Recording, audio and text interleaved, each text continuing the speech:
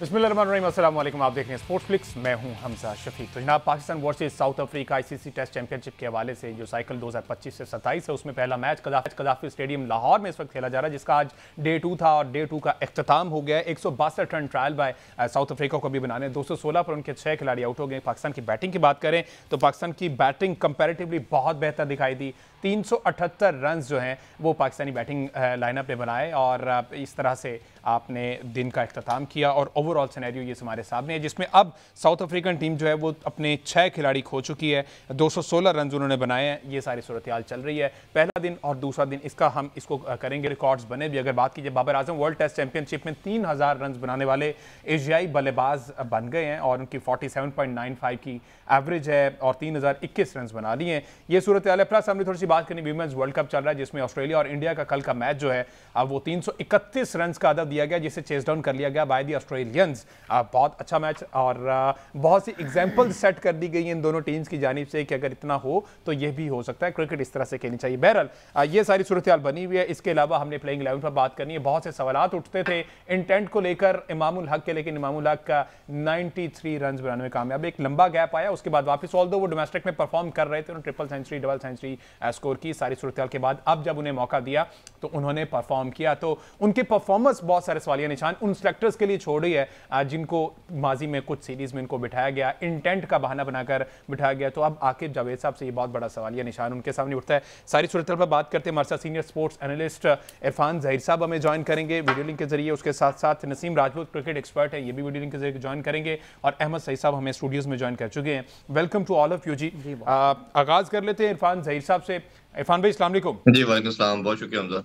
इरफान भाई, डे 2 को जरा सम अप करते हैं। डे 1 में पाकिस्तान की बैटिंग, अगर बैटिंग ही से आ जाएं, बात कर लेते हैं। 378 रन 10 खिलाड़ी। एक टाइम लग रहा था कि हम 500 की तरफ जाएंगे, जिस तरह की कंडीशन हमें सूट कर थी, जिस तरह की पार्टनरशिप लग रही थी। स्टार्ट में लगी, मिड में थोड़ा सा यूजुअली जिस तरह से होता है कि लाइन लग जाती, तू चल में आया, वो हुआ। उसके बाद फिर स्टैंड दिया गया सलमान अली आगा और मोहम्मद रिजवान की जानिब से और वो एक अच्छी पार्टनरशिप लगी। 378 रन, इसको जरा सम अप कैसे करेंगे आप? देखें, ये एक्सपेक्टेड था। ये विकेट थोड़ा सा डिफरेंट था जो आपने लास्ट आपने टर्नर देखा था मुल्तान की पिच या पिंडी की पिच इंग्लैंड के अगेंस्ट सीरीज में या वेस्ट इंडीज के अगेंस्ट आपने देखा। वो तो बॉल फर्स्ट से ही आपने देखा कि बॉल एक्स्ट्राऑर्डिनरी स्पिन कर रहा था, जिसको खेलना रादर इम्पॉसिबल था। तो इसको इन्होंने उतना ड्राई पिच को नहीं किया जितना वो पिचेस थी। इसकी वजह से देखा कि आपका शुरू में पेस बॉलर का बॉल भी अच्छा कैरी कर रहा था, दो के उस तरह सीम स्विंग नजर नहीं आया, बट कैरी अच्छा था। और जो स्पिन भी है वो भी हमने देखा कि कोई 30-40 ओवर के बाद जाके, जिसे हम फिक्सर स्पिन कहते हैं, तेज स्पिन कहते हैं, जो ग्रिप होने के बाद पड़ता है, वो होना शुरू हुआ। पार्टनरशिप जब लगती है तो थोड़ा सा लगता है बैटिंग कन्वीनियंट है दोनों साइड का। हमने देखा जब विकेट गिरती है तो एकदम कोलैप्स होता है। पाकिस्तान का वैसे कोलैप्स की जो आपने भी जिक्र किया, ये एक बड़ी मामूल की बात हो चुकी है। चाहे हम T20 फॉर्मेट देखते हैं, ओडीआई का फॉर्मेट देखते हैं, रिसेंटली एशिया कप में हमने 2-3 दफा पाकिस्तान के कोलैप्स देखे और अब टेस्ट में भी देख लिया कि 199 पे भी एकदम 3 विकेटें हम गवा देते हैं। इसी तरह फिर अभी भी हम बड़ा अच्छा जा रहे थे और एकदम ही फिर आखिरी जो 4-5 विकेटें हैं वो 10-12 के टोटल के अंदर अपनी हमने सारी गवा दी। तो ये एक कंटिन्यूटी है जिसपे मेरा ख्याल है कि सबसे ज्यादा पाकिस्तानी टीम या मैनेजमेंट को काम करने की जरूरत है। बाकी ये कि पाकिस्तान की पोजीशन स्ट्रांग है। मुझे नहीं लगता था 500 इस पिच पे कर पाते। 400 पाकिस्तान सोच रहा था, इसी तरह 400 प्लस कर लेते, बट पोजीशन भी अच्छी थी। बट जिस तरह हमने हैविंग सेड दैट कि जब एक आधी विकेट गिरती है तो फिर ऑब्वियसली टेल से आप इन पिचेस पे ज्यादा एक्सपेक्ट कर नहीं सकते। बॉलिंग की बात करें तो पाकिस्तान ने बड़ी शानदार परफॉर्मेंस की। नुमान ने अपना जो एक्सपीरियंस है वो शो किया। साजिद थोड़ा कहीं ना कहीं थोड़ा सा अनलकी रहे, बट मुझे लगता है कि वो जरूर अभी कम बैक करेंगे और जो रिमेनिंग 4 विकेटें उनमें अपना रोल प्ले करेंगे। तो पाकिस्तान की कंप्लीट परफॉर्मेंस नजर आ रही है। बट आपकी कई दफा होता है अच्छी परफॉर्मेंस के अंदर कई चीजों के ऊपर आपके हाइड हो जाती है लूप होल जो है। लूप होल सिलेक्शन पे मैं बात करना चाहूंगा। देखें, कामरान गुलाम और खुरम शहजाद ये आपकी टेस्ट की टीम के परमानेंट फीचर थे। टेस्ट में या इवन ओडीआई में भी ऐसा नहीं होता कि आपका जो मेन प्लेयर जो आपकी टीम को कंटिन्यूसली लेके चल रहा होता है, अगर वो टीम का परमानेंट मेंबर है तो विदाउट बैड परफॉर्मेंस वो कभी बाहर नहीं होता। बाबर की बुरी फॉर्म गई, बाबर ने 2.5 साल से ज्यादा हो गया टेस्ट में सेंचुरी नहीं की या वैसे भी सेंचुरी नहीं कर पाए, तो आपने टेस्ट में कामरान गुलाम को चांस दिया और उसने रन्स किए, तो कोई रीजन नहीं था कि आप कामरान गुलाम को बाहर करते। इसी तरह बॉलिंग की अगर आप बात करते हैं तो पेस बैटरी के अंदर सिर्फ खुरम शहजाद एक वाइड बॉलर है जो आपका 2 साल से मुसलसल खेल रहा था। मीर हमजा भी इन आउट होते रहे, इसी तरह मोहम्मद लेकिन अब्बास भी इरफान भाई कुछ वो तो मैचेस में हमारे हमने प्लान में देखा इस इन वजह आउट से नहीं हुए। थे कि क्योंकि हमने विकेट ही उनके फेवर में नहीं बनाना था, हम तो विकेट ही आसिफ तो अफरीदी फिर के हसन अली जेन में कैसे रख के खेल बना सकता रहे है? थे। पॉइंट 2 पेसर खिलाए हैं ना, हसन अली फिर हाँ। कैसे खेल सकता है? फिर कहीं कैसे खेल सकता है? हम्म। उन्होंने कौन से आउट किए हैं? तो होता ये, मैं मेरा पॉइंट ये है कि जब आप 2 पेसर खिला रहे हैं तो दोनों में से एक की जगह खुरम शहजाद बनता था, हम्म। जो आपका टेस्ट का बॉलर है और आपकी टीम का परमानेंट मेंबर था। हम्म। तो ये एक सबसे बड़ा कंसर्न है। आपने शहीन का और नाम ले दूसरी चीज लिया, जो इस पे मैं हसन जरूर अली का ऐड नाम ले करूंगा, लिया, फिर वो भी तो देखे ना, हाय मजबूरियां, मजबूरियां भी तो कुछ है ना, क्या करें। नहीं वो मजबूरियां फिर आप वही, हमने जब बात की, हर दफा बात करते हैं जी ये नई मैनेजमेंट है, हम्म। नई रजीम है। फिर अगर आपने किसी ना किसी तरह इस्लामाबाद यूनाइटेड की प्रो बनानी है टीम, उसी हम्म। तरफ लेके जाना, तो फिर ये काम ना करें आधी लाहौर के अंदर आधी इस्लामाबाद यूनाइटेड, हम्म। ये ना करें। ये पाकिस्तान की टीम है, जो लड़का डिजर्व करता है, जिसकी जगह बनती है, उसको रखे। हम्म। तो हमने सर ये खुरम बार बार शहजाद को ये अगले सीजन मेरा में ख्याल है कोई भेज 10 देना साल फिर से बात इस्लामाबाद करते चले में। जा रहे इरफान भाई हैं जी। खुरम शहजाद को फिर इस्लामाबाद भिजवा देना अगले सीजन में। कुछ करें उनके लिए भी, कुछ करें, इस्लामाबाद भी जाएं या लाहौर में एडजस्ट करवाएं, क्योंकि कोयटा से उनकी दाल नहीं गल रही, लेकिन तो अब उनके लिए जरूरी है। इंटेलेक्चुअल डिसऑनेस्टी ने ना हमारे सिस्टम को सबसे ज्यादा नुकसान पहुंचाया है। हम्म। और ये बार अगर अगर अब खुरम शहजाद सोच रहा होगा, कामरान गुलाम दोनों सोच रहे होंगे कि भाई हमने ऐसा क्या गलत कर दिया था जिसकी वजह से हम टीम का पार्ट नहीं है।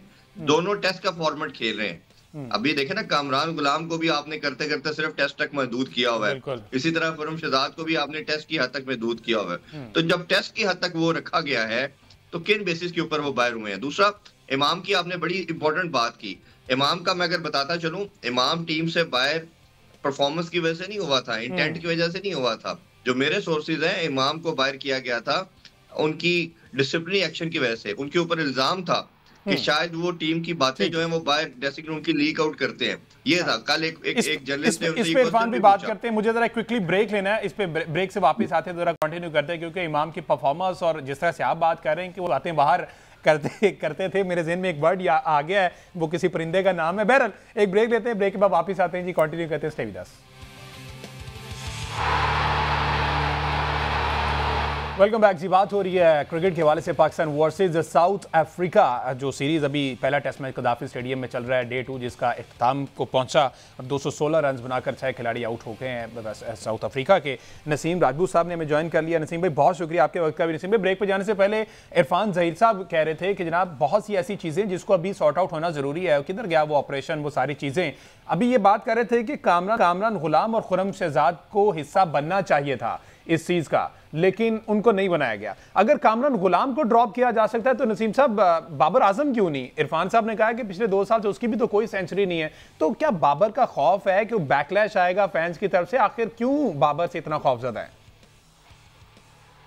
जी आपको सलाम, इरफान भाई को सलाम, आपके तमाम व्यूअर्स को सलाम। देखिए, बाबर आजम को मैं नहीं समझता कि मैं अपनी पर्सनली आपको बताऊं कि पाकिस्तान क्रिकेट से ब्रांड कम हो रहे हैं, और जो फॉलोअर होते हैं वो बहुत इंपॉर्टेंट रोल प्ले करते हैं किसी भी क्रिकेटर के। बिल्कुल। तो बाबर आजम मेरे ख्याल है कि टीम में बनते हैं, क्योंकि आपकी एक पाइपलाइन है जो पीछे से खिलाड़ियों को दे रही है। अगर फॉलो करने वाले खिलाड़ी 1-2 रह गए तो आप उनको भी अगर बाहर करेंगे, उनकी परफॉर्मेंस चाहिए। बाबर आजम को स्वीप शॉट सीखना होगा। वो हर दफा गेंद अंदर आता है ऑफ स्पिनर का या लेफ्ट आर्म स्पिनर का, वो एलबीडब्ल्यू हो रहे हैं क्योंकि उन्हें स्वीप शॉट नहीं आता। रिजवान ने जितने रन स्कोर किए वो स्वीप शॉट पे किए।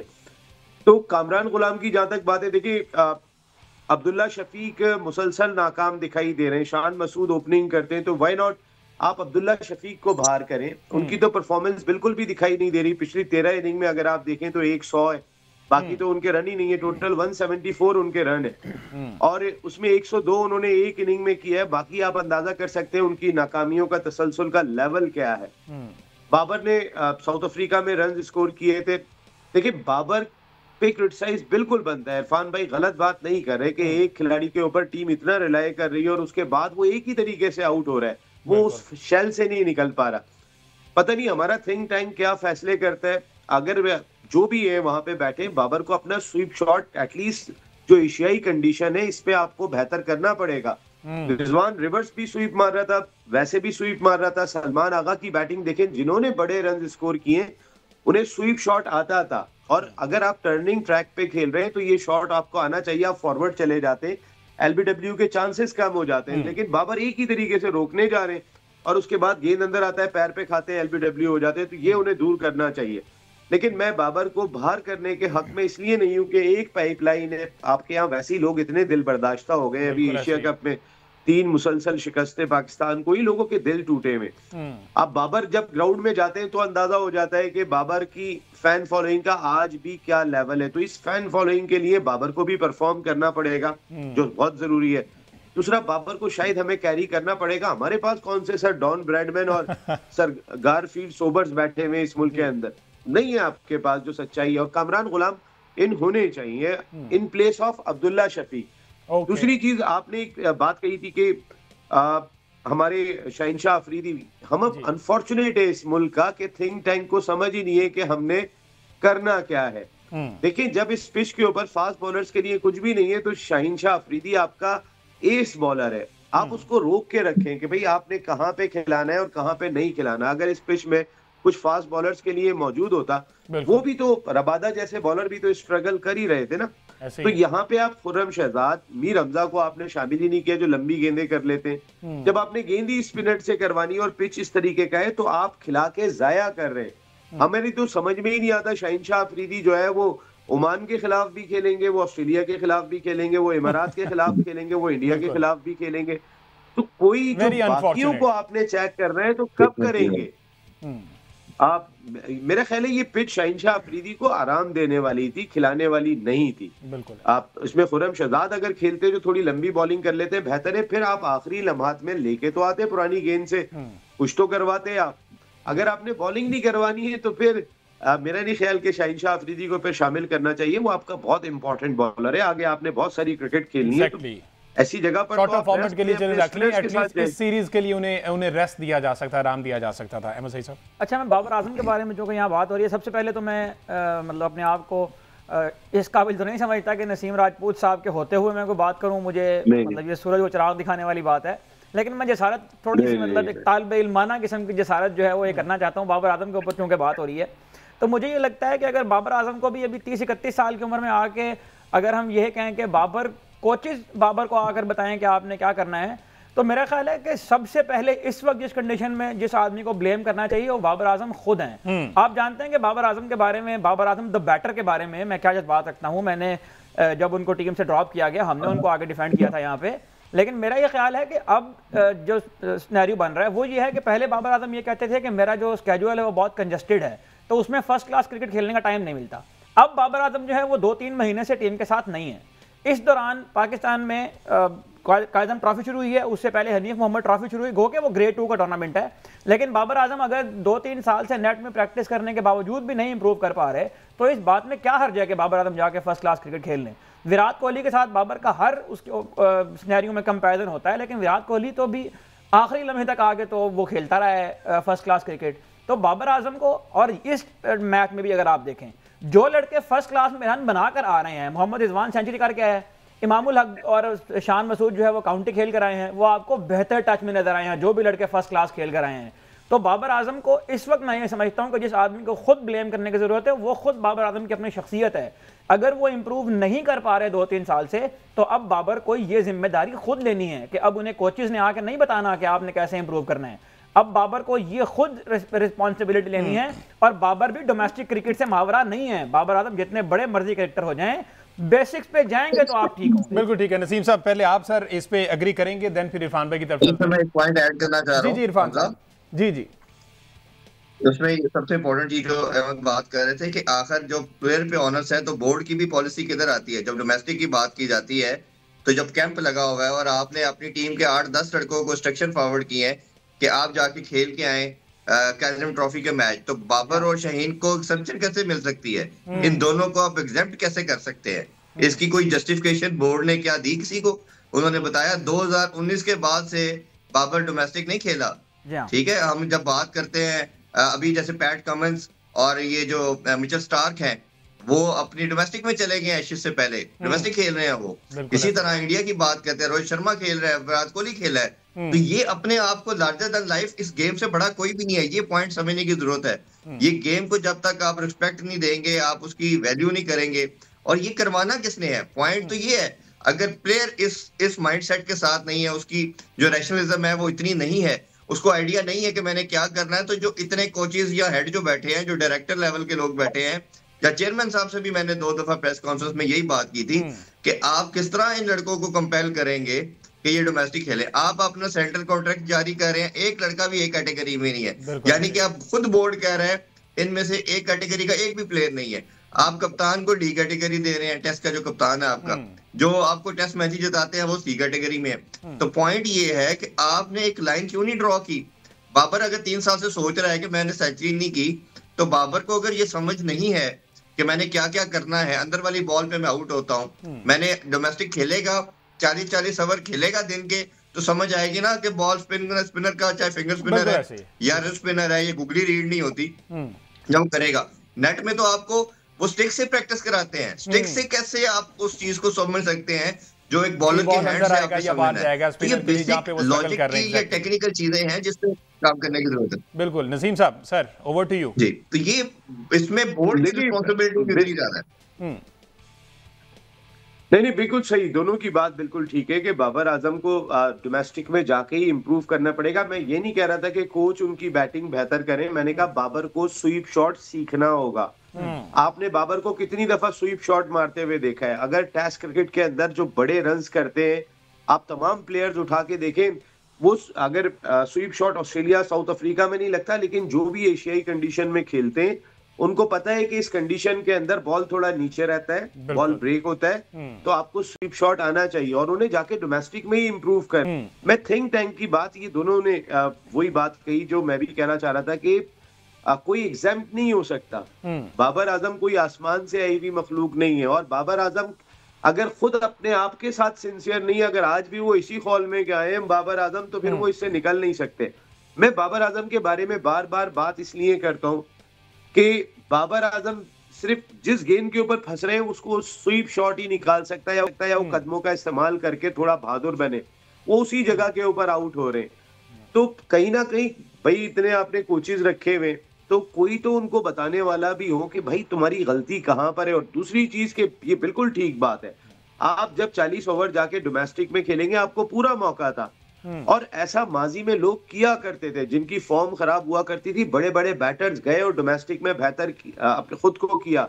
बाबर T20 क्रिकेट का हिस्सा नहीं थे रिसेंट पास्ट में, तो बाबर के पास ऑप्शन ग्रेड 2 की सूरत में मौजूद था, बाबर जाके वहां खेल सकते थे, लेकिन बाबर खुद शायद पता नहीं किन ख्वाबों और ख्यालों से निकल नहीं पा रहे। वो ख्वाब और ख्याल बहुत पुरानी बात हो गई है, लेकिन मैं फिर आपको कह रहा हूँ हमारे मुल्क में ब्रांड खत्म हो रहे हैं, और जब ब्रांड खत्म हो रहे होते हैं तो आपकी क्रिकेट पीछे की जानिब जा रही होती है। अभी इरफान भाई ने अच्छा पॉइंट रेज किया कि आप अगर अपने टेस्ट के कप्तान को डी कैटेगरी दे रहे हैं, तो आप अपनी टेस्ट क्रिकेट में आपकी दिलचस्पी कितनी है और आप किस फ्रेम ऑफ माइंड के साथ टेस्ट क्रिकेट को देखते हैं, वो एक्सपोज हो जाता है। कोई खिलाड़ी भी ए कैटेगरी में नहीं था, इसका मकसद है कि आपने सारी दुनिया को पैगाम दिया कि पाकिस्तान में अब ए कैटेगरी के प्लेयर ही नहीं आते। तो हमारा थिंक टैंक जिस तरीके के फैसले कर रहे हैं, भाई फोर्स करो बाबर आजम को कि भाई आपने जाके डोमेस्टिक खेलनी है, बिल्कुल ये इसके बगैर आप नहीं चल सकते। ये 2 टेस्ट मैचों की सीरीज है, फिर आप बाकी मैचेस के अंदर अब बाबर आजम को जहां टाइम मिले, ये ज्यादा बेहतर है कि आप नेट के ऊपर चाहे 500 गेंदें खेल लें, लेकिन मैच का प्रेशर अपना होता है, और मैच में एक ही चांस होता है आपके पास आउट होने का। बाबर आजम नेट के ऊपर बड़ी जबरदस्त बैटिंग कर रहे हैं जी, बड़े तगड़े हो गए, ऐसे ऐसे स्ट्रोक खेल वहां से रील्स अच्छी निकल रही है ना, इसलिए वो बार बार नेट्स में जाते हैं ताकि रील्स निकलें और लोगों को दोबारा से थोड़ा सा ब्लफ किया जाए कि जनाब ये देखें ऐसे बन गए सारे बस रील्स के। एग्जैक्टली। अच्छा इरफान भाई मुझे जरा इमामुल हक वाली स्टोरी जाननी है कि इमामुल हक का मसला इंटेंट नहीं था। हमारे तक ये खबर आई थी कि जनाब ऑस्ट्रेलिया टूर के बाद इमामुल हक ने इंटेंट शो नहीं किया, हालांकि Imamul Haq one of the वो बैटर थे जिन्होंने अच्छा परफॉर्म किया था कंपैरेटिवली ऑस्ट्रेलिया सीरीज में, लेकिन उसके बाद उनको बुला दिया गया। तो वाकयातन यही मसला था कि वो अंदर की बातें लीक करते थे, इस वजह से उनको डिसिप्लिनरी एक्शन लिया गया। देखें, ये कि करते थे या नहीं करते थे, इस पे तो नहीं मैं कोई कमेंट कर सकता या ना मुझे मालूम नहीं मैं तो बता बट रीजन जो मेरे सोर्सेज के थ्रू पता चली वो यही थी, क्योंकि आप वो यही उनकी जो ऑस्ट्रेलिया का मैच था आपको याद होगा, उसमें उन्होंने 65 किया था। 65 के बाद उन्होंने कहा कि जी ये इंटेंट इनकी ठीक नहीं है, ये स्लो खेलते हैं, तो वो मैच भी 4 दिन में खत्म हुआ था। उससे अगला टेस्ट मैच भी आप चौथे दिन हार गए थे। तो पॉइंट ये है कि जब आप तीसरे दिन या चौथे दिन टेस्ट खेल रहे हैं, मैच हार रहे हैं, तो इंटेंट कहां से आई? वेस्ट इंडीज के खिलाफ आप 2.5 दिन में टेस्ट हार जाते हैं। इंग्लैंड आता है, आप 2 टेस्ट मैचेस जो बाद में हो जीते हैं आप, वो 3.5 दिन में आप जीत जाते हैं। तो इंटेंट का तो मामला ही खत्म हो गया ना। आपको तो वो प्लेयर चाहिए जो खड़ा होता। इमाम किसी तरह भी टेस्ट और ओडीआई में बाहर नहीं होता। ये तो हर एक को अपने माइंड में चीज, क्योंकि रीजन क्या है, इमाम और ये साउशकील, ये 2 ऐसे प्लेयर हैं आपके पास जिनको स्पिन को खेलना आता है। या साउशकील, आप इसमें कैप्टन शान को भी कह सकते हैं कि वो भी स्पिन को अब अच्छा मैनेज कर देता है। बाकी आपका कोई भी प्लेयर इतनी कमांड के साथ नहीं खेलता। तो इमाम उस लिहाज से, क्योंकि लंबी इनिंग्स भी खेलता है, टेम्परामेंट भी अच्छा है, तो वो लंबे फॉर्मेट में तो 100% टीम में आता है। रीजन जो मैंने आपको बता दी, और ये जर्नलिस्ट ने भी ये क्वेश्चन किया, बड़ा वैलिड क्वेश्चन किया, जो मैंने भी अपने तौर पे प्रोब करके इसको चेक करने की कोशिश की, वो यही था कि इमाम का ये एलिमेंट जो था, इसकी वजह से उन्होंने ऑब्जेक्ट किया। और इमाम ने खैर इसको डिनायल किया प्रेस कॉन्फ्रेंस के अंदर। उन्होंने कहा कि जी मेरे से कभी डिसिप्लिन के ऊपर बात नहीं कही गई, इस पे कोई किसी ने मेरे से जिक्र नहीं किया। तो फिटनेस का कहा गया, फिटनेस हम सबको मालूम है, जब आप काउंटी में रन कर रहे हैं, डोमेस्टिक में कर रहे हैं, तो फिटनेस है तो आप कर रहे हैं। बट ये देखिए पॉइंट बड़ा सिंपल है हमजा जी। अगर किसी प्लेयर का कोई भी प्रॉब्लम है, हमें बेन स्टोक की मैं एग्जांपल कल सलमान भाई के साथ शो कर रहा था, यही बात कर रहे थे कि बेन स्टोक ने अपने आप को कैसे इवॉल्व किया, रिकी पॉन्टिंग की मिसाल, एंड्रू साइमंड्स की बात। अगर किसी प्लेयर का कोई भी मसला है, शाहीन का भी रिसेंटली बहुत ज्यादा नाम लिया गया कि टीम का जो माहौल खराब हुआ वो शाहीन ने किया, शाहीन को बाहर भी किया गया। पॉइंट ये कि जब लड़का ऐसा कुछ करता है, तो ये जो 15-15, 20-20 लोग साथ ट्रैवल करते हैं, जो डायरेक्टर साथ जुड़े हुए हैं या जितने भी हेड्स हैं, क्या उनके अंदर किसी के अंदर ये स्किल नहीं है कि जो मैन मैनेजमेंट की बात हम करते हैं, क्योंकि बड़े लेवल पे कोचिंग नहीं होती, मैन मैनेजमेंट होती है। तो मैन मैनेजमेंट क्या है कि उस लड़के का जो भी फ्लॉ है, जो भी कमी कुताही है, उसको एड्रेस करें। इधर 2-2, 3-3 साल हो जाते हैं, वो हल नहीं करते। और आसान हल क्या है कि जॉब से निकाल दे जी, टीम से बाहर कर दो। ये तो दुनिया का कोई 3rd क्लास भी बंदा आपका हेड बना हुआ है किसी भी इदारे के अंदर, और उसके जो नीचे सबॉर्डिनेट है वो उसकी बात नहीं मानता, सुनता नहीं है, ये समझता नहीं है, तो निकालना तो सबसे आसान काम है ना कि यार निकाल दो इसको। भाई तो आपने उसको सिखाना, उसको रेक्टिफाई करके उसको लेके कैसे चलना है, बिल्कुल यही तो मसला है। और यही हम एक अरसे से, एक लंबे अरसे से हम यही तो दरख्वास्त कर रहे हैं कि मैनेजमेंट एक्शन कब लेगी। एक जो टीम मैनेजर की हैसियत होती है, हमने पुराने वक्तों में देखा था कि उसका एक बड़ा रोब दबदबा करता था। मैं डिफरेंट बात कर रहा हूँ, एक्शन लेने की जरूरत नहीं है, लड़के ये सारे आपका पार्ट है, समझाने की जरूरत है, इनको समझाने की जरूरत है। डेफिनेटली मैं वही बात करूं कि टीम मैनेजर का जो असर रसूख हुआ करता था माजी में, शायद अब वो काफी हद तक लूज कर गए, और अब जो लड़के हैं वो अपनी मनमर्जियां करते हैं और कोशिश करते हैं। मेरे पास टाइम की बहुत बड़ी किल्लत है, तो नसीम साहब सर बहुत शुक्रिया आपके वक्त का, इरफान जहीर साहब आपका शुक्रिया, अहमद साहब का शुक्रिया। मुझे दीजिए इजाजत जी, अल्लाह हाफिज।